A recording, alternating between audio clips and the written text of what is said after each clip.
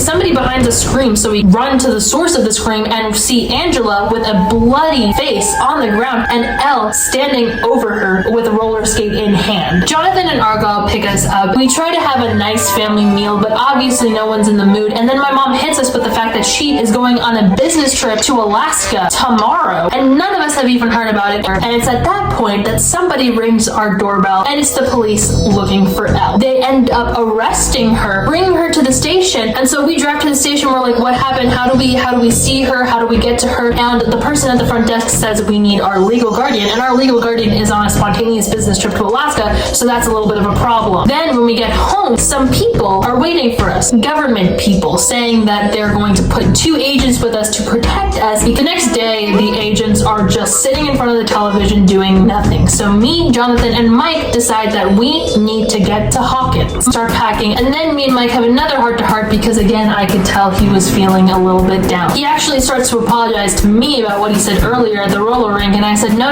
you know what? I actually deserved it. And then Mike says, no, actually, you didn't deserve it. And then he opens up to me saying that last year has been really weird and that Hawkins isn't the same without me. He feels like he might have lost me. And right after our little heart-to-heart, military people swatted our house. They started breaking in through the windows, shooting everywhere. It was like a war zone, and we barely managed to escape alive. I think one of the agents actually died, but we took the other agent who was badly wounded with us, so we hopped into Argyle's van and started driving. We tried to do everything we could to save the agent, but unfortunately he died. We stopped at this abandoned junkyard to bury the agent, rest in peace, when Mike realizes that this pen that the agent gave us right before he died must be significant. So he opens the pen and finds this rolled up piece of paper with a number on it, the number to call Nina. We keep driving until we see a phone booth and we call the number, but we only get a bunch of computer beeping sounds on the other end, and we realize that Nina is a computer, and the only way to find this computer would be through a hacker, and the only hacker we know lives in Salt Lake City, Utah. You guessed it, Susie.